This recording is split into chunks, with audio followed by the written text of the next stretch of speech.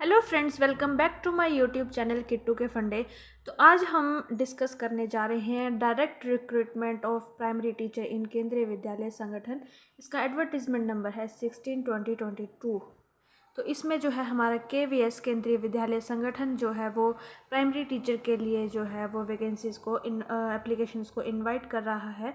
और यहाँ पे बोला है कि कैंडिडेट्स को जो है वो अप्लाई करना है online through the KVS website है www.kvssangathan.nic.in। आप यहाँ से इसको नोट डाउन कर सकते हैं। आपको इसी साइट पे जाके ही जो है वो ऑनलाइन अप्लाई करना है और कोई भी तरीके से आप जो एप्लीकेशन सबमिट नहीं कर सकते, उनको वो वैलिड नहीं होंगी।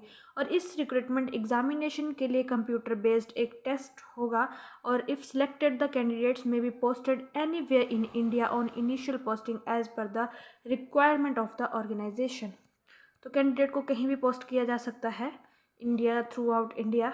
और यहाँ पे category wise breakup of number of vacancies यहाँ पे दिया हुआ है। यहाँ पे जनरल की हैं 2599, ओबीसी नॉन क्रीमी लेयर की हैं 1731 पोस्ट, एससी की हैं 962, एसटी की हैं 481, ईडब्ल्यूएस की 641। टोटल पोस्ट्स जो है हमारी वो है 6414। और यहाँ पे हैं OH ऑर्थोपेडिकली हैंडीकैप्ड की 97, वर्चुअल हैंडीकैप्ड की 96 और हेयरिंग वालों की कोई पोस्ट नहीं है।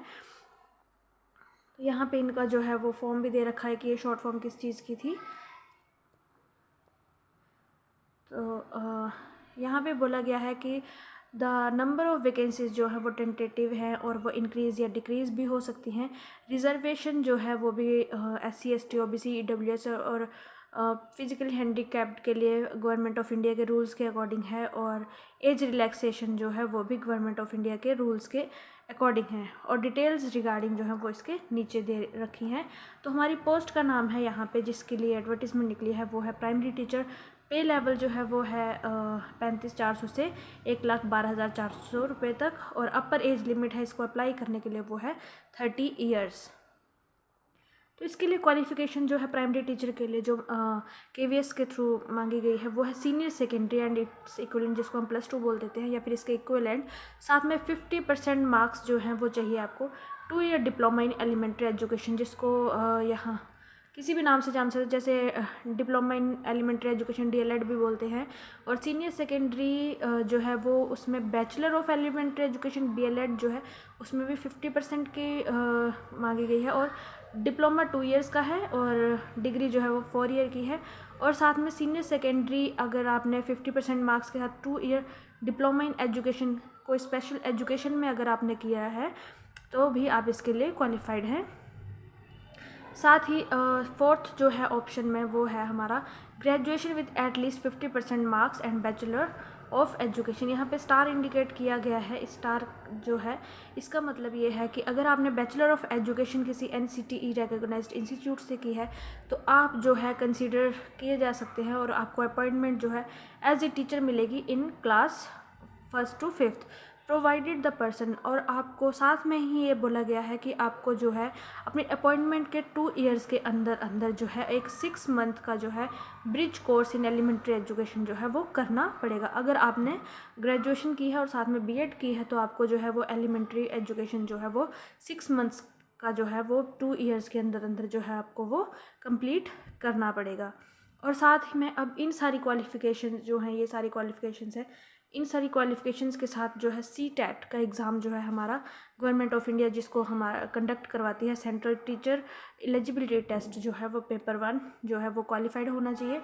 और आपको जो है वो इंग्लिश और हिंदी दोनों मीडियम में पढ़ाना आना चाहिए। साथ ही साथ आपको knowledge of working on computer होना चाहिए, आपको कंप्यूटर पे काम करना आना चाहिए। तो ये थी एसेंशियल क्वालिफ़िकेशन जो है प्राइमरी टीचर के लिए। साथ में यहाँ पे लिखा है कि जो शेड्यूल्ड कास्ट, यहाँ पे एज रिलैक्सेशन के बारे में, शेड्यूल्ड कास्ट के लिए 5 ईयर्स, अदर बैकवर्ड के लिए 3 ईयर्स, वुमेन जो है हमारी ऑल कैटेगरीज जैसे मैरिड, अनमैरिड, विडो वगैरह हो गई है सेपरेटेड, वो होगी 10 ईयर्स के लिए रिलैक्सेशन। KVS एम्प्लॉयज़ के लिए कोई एज बार नहीं है। साथ ही यहाँ पे लिखा है इंपॉर्टेंट चीज़ जो है लिखी है, BEd candidates can apply and go through the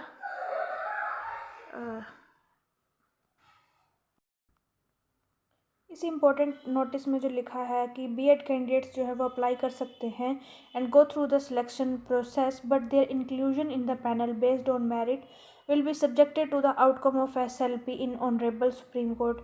SLP special leave petition जो है वो जो ऑनरेबल हमारा सुप्रीम कोर्ट है वहाँ पे जो उसका जब रिज़ल्ट आएगा उसके बेसिस पे जो है उनका जो है वो इंक्लूजन हो जाएगा। लेकिन अगर कैंडिडेट एक बार अपीयर हो चुका है एग्जामिनेशन में तो फीस जो है वो रिफ़ंड नहीं की जाएगी। तो एज रिलैक्सेशन पे थे हम, तो इसमें है कि जैसे state of Jammu and Kashmir में अगर जो है पर्सन वहाँ से 1980 से 1999 तक तो 5 साल की रिलैक्सेशन है। ऐसे पर्सन विद डिसेबिलिटीज़ के लिए इनका रिस्पेक्टिव लिखा हुआ है यहाँ पे कि कौन कौन सी कैटेगरी। एक्स सर्विसमैन है तो जनरल ग्रुप ए पोस्ट है तो 5 साल, ओबीसी है तो 8 साल, और ग्रुप ए की पोस्ट है तो अगर SC/ST है तो 10 साल। ऐसे ही ग्रुप बी एंड सी की पोस्ट्स के लिए भी एज रिलैक्सेशन क्राइटेरिया जो है यहाँ पे मेंशन कर रखा है। साथ ही ये बोल रखा है कि all the concession mentioned above will be concurrent if a person is eligible for more than. अगर आप मतलब कोई कैंडिडेट जो है वो एक से ज़्यादा जो है उसको कंसेशन छूट मिल रही है तो सिर्फ जिसमें हाईएस्ट लिमिट जो है वो मिलेगी उसको कैंडिडेट को सिर्फ वही वाली असाइन होगी। साथ ही लिखा है कि cut off date for determining जो है वो वेरियस एलिजिबिलिटी क्राइटेरिया जो है वो जैसे कि हमारा हो गया education qualification, age limit, experience वगैरह जो है वो विल बी 26 दिसंबर 2022 जो है हमारी इस डेट तक जो है वो उसका कट ऑफ डेट जो है वो आपकी एजुकेशन क्वालिफिकेशन होनी चाहिए, एज लिमिट आपकी 30 से कम होनी चाहिए, एक्सपीरियंस जो भी आपसे जो भी मांगा गया है वो 26 दिसंबर 2022 तक आपका वैलिड होना चाहिए। इस एग्ज़ाम की 26-22 दिसंबर आज जो है वो हमारी 28 दिसंबर है, तो इसका जो है लास्ट डेट एक्सटेंडेड हो चुकी है, वो हमारी हो गई है 2 जनवरी 2023 तक। लेकिन जो हमारा यहाँ पे लिखा है कि कट ऑफ डेट जो है वो हमारी जो है वो 26/12/2022 ही रहेगी। एप्लीकेंट्स को जो है वो अपना एलिजिबिलिटी जो है वो 26/12/2022 तक जो है वो उसको सेटिस्फाई होना चाहिए कि आप अप्लाई करने से पहले कि आपके पास ये सारी क्वालिफिकेशन या एज लिमिट वगैरह आपके पास है। Verification of original documents will be done to confirm the eligibility of the candidates only after the qualify for the interview. जो जब आपका लास्ट स्टेज आएगा, आपका इंटरव्यू स्टेज आ जाएगा तो उस वक्त जो है आपका ओरिजिनल डॉक्यूमेंट्स का वेरिफिकेशन होगा। और जो कि और यहाँ पे हमारे ओबीसी कैंडिडेट्स के बारे में लिखा है कि वो जो भी कैंडिडेट्स क्रीमी लेयर के अंदर हैं, बिलोंग टू क्रीमी लेयर, उनको जो है वो अपनी कैटेगरी जो है वो जनरल ही इंडिकेट करनी है। सिर्फ उन्हीं कैंडिडेट्स को ओबीसी माना जाएगा जो कि ओबीसी नॉन क्रीमी लेयर से बिलोंग करते हैं। बाकी जो ओबीसी क्रीमी लेयर से बिलोंग करते हैं उन कैंडिडेट्स को जो है वो क्रीमी लेयर के अंडर जो आते हैं उनको जो है वो जनरल कैटेगरी में ही माना जाएगा। और जो भी ओबीसी नॉन क्रीमी लेयर से जो है बिलोंग करते हैं उनको एनेक्जर 1 के अकॉर्डिंग जो सबमिट है एक सर्टिफिकेट जो है करना पड़ेगा। और जो एनेक्जर 1 है ये आपको इसका KVS की जो वेबसाइट है वहाँ पे उस पर नोटिफिकेशन है, वहाँ से आपको मिल जाएगा। और इसी तरीके से जो शेड्यूल्ड कास्ट और शेड्यूल्ड ट्राइब कैटेगरी से अगर कोई बिलोंग करता है कैंडिडेट तो उसके लिए जो है एनेक्जर 2 है उसकी नोटिफिकेशन भी जो है हमारी KVS की वेबसाइट पे है इसका notification.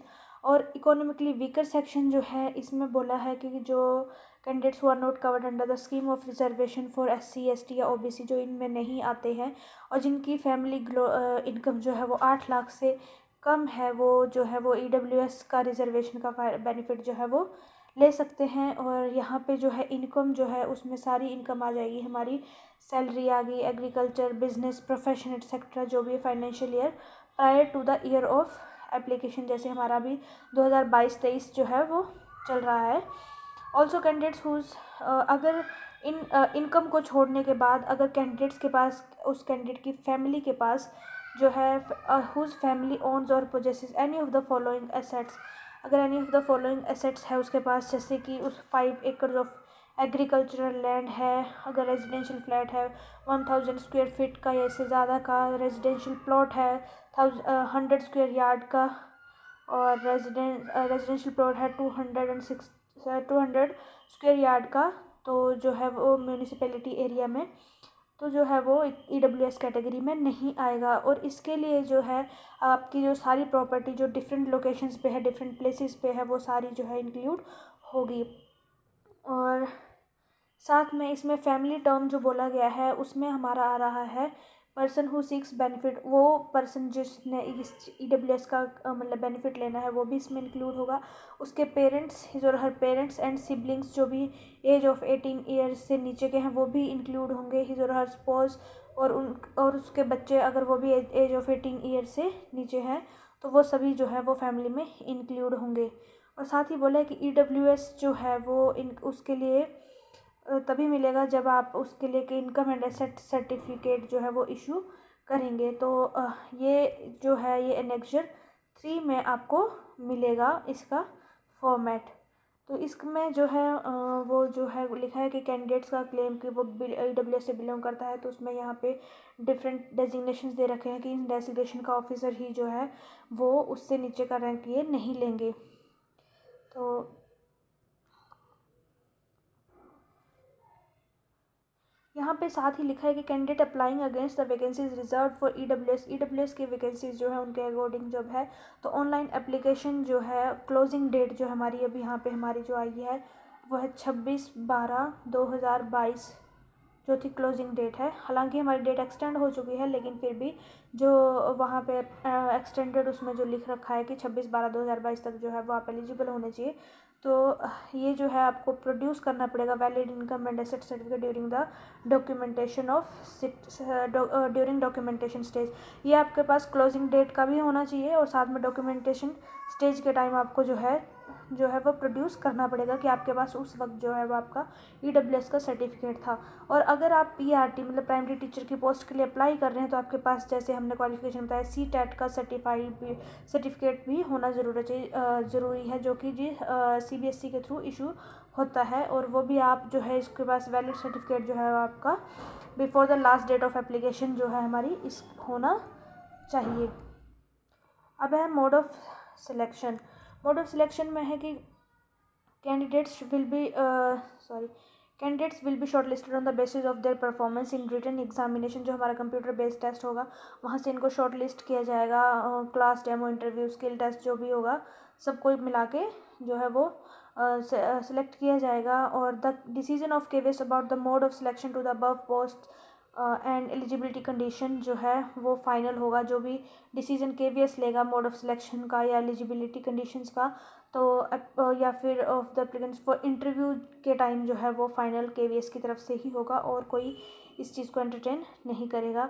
However the mode of selection for the above post will be at the sole discretion of Kendriya Vidyalaya Sangathan and may be changed before the date of start of online application with due notification. अगर कोई भी इसमें change आता है mode of selection का तो जो है वो ऑनलाइन एप्लीकेशन का तो स्टार्ट ऑफ ऑनलाइन एप्लीकेशन से पहले ही नोटिफाई कर दिया जाएगा। The final merit list of PRT will be based on the performance of candidates. तो रिटन टेस्ट और इंटरव्यू के में जो भी कैंडिडेट्स का परफॉर्मेंस रहता है उसी के बेसिस पे जो है फाइनल मेरिट लिस्ट हमारी तैयार की जाएगी।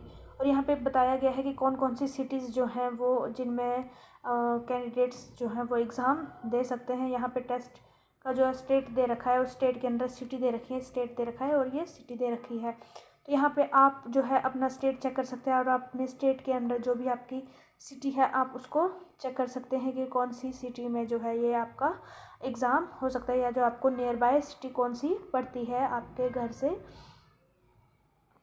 या फिर यहाँ पे लिखा है कि जो सेंटर है CBT कंप्यूटर बेस्ड ऑनलाइन के लिए ये आपसे जो है वो KVS जो प्रेफरेंसेस या ऑप्शंस मांगेगा कि आपको कौन सा सिटी लेना है। लेकिन ये ज़रूरी नहीं है क्योंकि KVS जो रिज़र्व करता है कि आप कोई भी सिटी दे सकता है other than your choice. Candidates choice कहीं और भी दे सकता है, आपको फर्स्ट चॉइस मिलेगी, सेकंड और थर्ड चॉइस मिलेगी। तो ये देख सकता है कि वहाँ पे कितने कैंडिडेट्स की अवेलेबिलिटी है या फिर ड्यू टू एडमिनिस्ट्रेटिव रीज़न जो है वो किसी सिटी का नाम जो है वो जो कि कैंडिडेट ने सिलेक्ट किया है उसको वो कैंसिल भी कर सकता है। उसके बाद यहाँ पे बोला गया है कि पर्सन्स जो हैं यहाँ पे डिसेबिलिटी का 40% और मोर है तो वो उसको जो है वो अपना स्क्राइब जो है वो एग्ज़ामिनेशन में लेके आना है। Will have to bring their own scribe.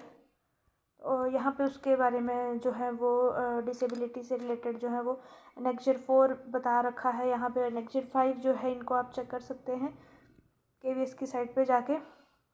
और scribe has to produce a valid ID proof, PAN या आधार कार्ड, ड्राइविंग लाइसेंस जो है वो, और एग्ज़ाम वो भी ओरिजिनल वाला at the time of examination जो है, और photo copy of ID proof of the scribe signed by candidate as well as the scribe will be submitted along with the proforma at annexure 5। Annexure 5 में जो है वो उसको अपना जो है ID प्रूफ का फोटो कॉपी देना है, साथ में कैंडिडेट को साइन करना है, साथ में स्क्राइब को साइन करने हैं। और जो विजुअली इम्पेयर्ड कैंडिडेट्स हैं उनको 20 मिनट्स फॉर एवरी आवर का जो है वो कंपनसेटरी टाइम जो है वो मिलेगा।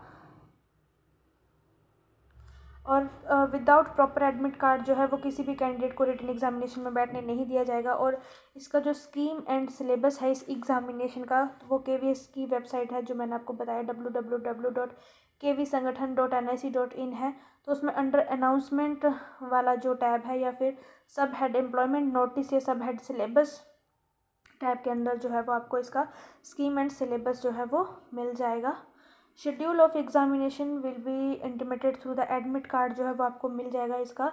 और इसके लिए आपको जो है वो KVS की जो साइट है उस पर आपको जो है अपडेट कर दिया जाएगा। और साथ ही बोला गया है कि based on the performance in written examination और short listed candidate will be called for the interview. जब जो आपकी रिटन एग्जामिनेशन की जो परफॉर्मेंस होगी उसके बेसिस पे जो है आपको फिर इंटरव्यू के लिए कॉल किया जाएगा। और intimation to this effect will be uploaded on the KVS website in after declaration of cut off score जो है वो इसका वो भी साथ में KVS की वेबसाइट पर डाल दिया जाएगा। और इसके लिए कैंडिडेट को जो है वो बार बार जो है KVS की वेबसाइट को टाइम टू टाइम जो चेक करना है। और जब रिटन एग्जामिनेशन हो जाएगा और इंटरव्यू हो जाएगा तो उसके बाद मेरिट लिस्ट जो है वो एज़ पर अवेलेबल वैकेंसी जो है वो हमारी तैयार की जाएगी। अब नेक्स्ट है कि आपको हाउ टू अप्लाई, आपको अप्लाई कैसे करना है। तो इसके लिए आपको जो है केंद्रीय विद्यालय संगठन की जो साइट है जिसके बारे में मैंने आपको पहले भी बताया उस पर आपको जाना है। और वहाँ पे जाके आपको एक अपना वैलिड पर जो है वो पर्सनल ईमेल ID देना है और साथ ही मोबाइल नंबर देना है। मैं आपको जो है वो इसके लिए जो लिंक है वेबसाइट के थ्रू, किस लिंक पे, उसका लिंक जो आपको डिस्क्रिप्शन में आपको अवेलेबल करवा दूँगी। Candidates are advised not to share अपना ईमेल ID, लॉगिन क्रेडेंशियल्स जो है वो आपको जो है जब आप ईमेल ID वगैरह डालोगे तो आपको लॉगिन क्रेडेंशियल्स जो मिलेंगे वो आपको किसी के साथ भी शेयर नहीं करने हैं। और आपने वही ईमेल ID या मोबाइल नंबर डालना है जो कि आप ड्यूरिंग रिक्रूटमेंट प्रोसेस जो आपका एक्टिव रह सके, क्योंकि जो भी आपको इंटीमेशन मिलेगा वो ईमेल या SMS के थ्रू ही मिलेगा। अगर किसी कैंडिडेट्स के पास कोई वैलिड पर्सनल ईमेल ID नहीं है तो उसको अपना जो है न्यू ईमेल ID अप्लाई करने से पहले बना लेना चाहिए। Complete detail should be fill. जब भी आप ऑनलाइन अप्लाई करो एप्लीकेशन तो आपको जो है वो सारी डिटेल्स जो है वो कम्प्लीटली फिल करनी है। और अपना रीसेंट फ़ोटोग्राफ जो है वो स्कैन करके अपलोड करना है। सिग्नेचर आ गया, थंब इम्प्रेशन आ गया, जो भी आपको जिस भी फॉर्मेट में बोला गया है आपको उसमें करना है। जो भी आपका लॉगिन ID और पासवर्ड जो है जनरेट होगा जो है स्क्रीन पे डिस्प्ले हो जाएगा। और आपको कैंडिडेट्स को सलाह दी जा रही है कि वो लॉगिन ID और पासवर्ड जो है फ्यूचर यूज़ के लिए अपना जो है वो सेव करके रखें। और कैंडिडेट्स जिनकी SC ST फिज़िकली हैंडीकैप्ड या एक्स सर्विसमैन कैटेगरी है उनको कोई भी फ़ीस पे करने की ज़रूरत नहीं है, क्योंकि अगर fee once deposited shall not be refunded. अगर आपने एक बार होगी तो वो रिफ़ंड नहीं होगी। Candidate should take a print out of online application. और उसको जो है वो अपना ऑनलाइन एप्लीकेशन जो है इसकी फ़ीस जो है हमारी 1500 रुपये है। और प्रिंट आउट जो है उसका ऑनलाइन एप्लीकेशन का लेना है। साथ में उसमें एक रीसेंट जो है पासपोर्ट साइज़ फ़ोटोग्राफ जो है वो फिक्स कर लेनी है। और इसको अपने रिकॉर्ड के लिए रखना है। इसको कहीं भी भेजने की या KVS में या फिर कहीं भी आपको इसको भेजने की ज़रूरत नहीं है। ये जो आपका एप्लीकेशन प्रिंट आउट है ये आपका जो है वो इंटरव्यू के टाइम जो है डॉक्यूमेंट वेरिफिकेशन के लिए यूज़ होगा। और साथ में ही आपके सेल्फ अटेस्टेड कॉपीज़ जो भी आपकी क्वालिफ़िकेशन है, एज है, एक्सपीरियंस, कास्ट की वैलिडिटी, नॉन क्रीमिनल या फिजिकल डिसेबिलिटी, EWS, जो भी आपके सर्टिफिकेट जिनका भी आप क्लेम कर रहे हैं वो सारे जो है आपको उस वक्त प्रोड्यूस करने होंगे। तो कैंडिडेट को जो है वो अपना नाम या डेट ऑफ बर्थ जो है, name of candidate, date of birth जो है वो, और साथ ही अपने पेरेंट्स का नाम जो है वो क्लास 10th के सर्टिफिकेट के बेसिस पे ही भरना है। तो साथ ही लिखा गया है कि यहाँ पे name, date of birth, caste, gender जो है वो करेक्टली फिल करना है, क्योंकि अगर आप रिक्वेस्ट करेंगे बाद में एग्ज़ाम टाइम ऑफ इंटरव्यू में डॉक्यूमेंट वेरिफिकेशन के टाइम पे कि आपकी कैटेगरी या सब कैटेगरी जे मतलब चेंज करने के लिए, तो वो जो है वो आपकी रिक्वेस्ट नहीं मानी जाएगी। A link will be provided in the website. आपको जो है लिंक दिया जाएगा डाउनलोड करने के लिए एडमिट कार्ड को फॉर रिटन टेस्ट और इंटरव्यू। तो जो है वो आपको इसी वेबसाइट से डाउनलोड करना है। तो इसीलिए बोला गया है आपको कि रेगुलरली जो है इसके लिए आपको जो है वो साइट को बार बार चेक करते रहना है। और अगर किसी कैंडिडेट ने मोर देन 1 एप्लीकेशन जो है सबमिट कर दी है, तो उसकी दोनों की दोनों जो एप्लीकेशंस हैं और वो रिजेक्ट कर दी जाएंगी और फीस भी वापस नहीं होगी। तो इसकी जो है ऑनलाइन सबमिशन जो है हमारी 5 दिसंबर से शुरू हो चुकी थी, तो और इसकी लास्ट डेट जो थी वो है 26/12, लेकिन अभी जो एक्सटेंड होके हमारी 2 जनवरी हो गई है। और इसका जो रिटन टेस्ट का डेट है वो आपको साइट पे मिल जाएगा। अब बोला गया है कि general instructions for the candidates, the vacancies for the post are tentative, मतलब कि ये फिक्स नहीं है, में इंक्रीज़ और डिक्रीज़ हो सकती हैं। नोटिफाइड वैकेंसीज़ जो हैं इसमें कैंडिडेट मतलब केवीएस के पास राइट है कि वो इनको कैंसिल कर सकता है या चेंज कर सकता है। कंप्यूटर बेस्ड टेस्ट जो है वो बाइलिंगुअल होगा, हिंदी और इंग्लिश में होगा, और रीचेकिंग या री एवेल्युएशन वाला ऐसा कोई प्रोविज़न नहीं है इसके लिए। कंप्यूटर बेस्ड टेस्ट के बाद जो लिखा गया है कि आपका जो अटेम्प्टेड क्वेश्चन पेपर है वो पीडीएफ फॉर्मेट में कैंडिडेट की ईमेल आईडी पे भेज दिया जाएगा, और साथ ही अपलोड कर दी जाएंगी आंसर कीज़। तो आप जो है वो अपना आंसर की चेक कर सकते हैं, और अगर आपको कोई चैलेंज है उससे, तो आप पर क्वेश्चन जो है वो 1000 रुपीज़ जो है वो आपको पर चैलेंज के लिए दिया, मतलब आपको पे करना होगा। और अगर आपका जो वो चैलेंज है, अगर वो सब्जेक्ट के एक्सपर्ट्स के द्वारा जो है वो एक्सेप्ट कर लिया जाता है, तो आपको वो फ़ी जो आपने पेड की है वो fee paid will be refunded to the concern candidate जो उसको है। और अगर उसके जो भी आपका चैलेंज है उसके बेसिस पे अगर आंसर की रिवाइज होती है, तो आपका वो जो फ़ी जो आपने 1000 रुपीज़ पर क्वेश्चन जो है पेड की है, वो आपकी रिफ़ंड हो जाएगी। और एक नोटिफाइड पीरियड तक ही आप उसको चैलेंज कर सकते हैं, उसके बाद कोई भी चैलेंज जो है वो एक्सेप्ट नहीं किया जाएगा। साथ ही लिखा है यहाँ पे कि result of the written test will be uploaded on the, मतलब जो रिटन टेस्ट का रिज़ल्ट है वो भी डिक्लेयर कर दिया जाएगा इसी वेबसाइट पे। और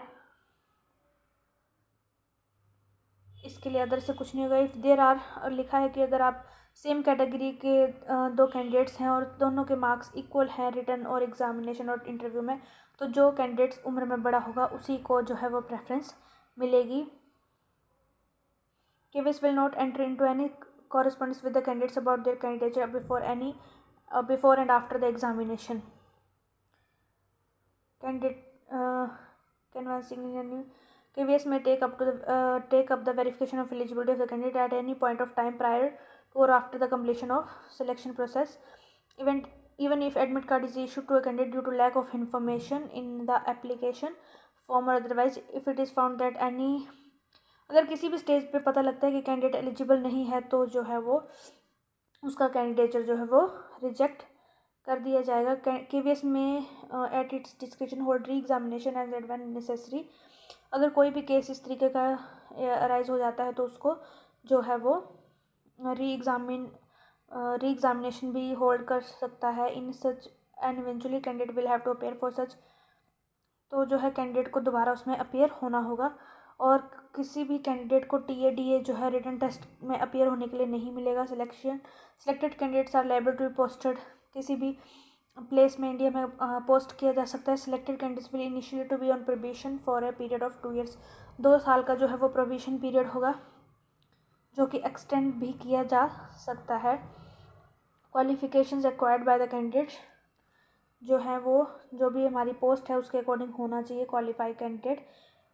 ठीक है। Notified one have to furnish documentary evidence proof in case of any डिस्क्रिमिनेंसी।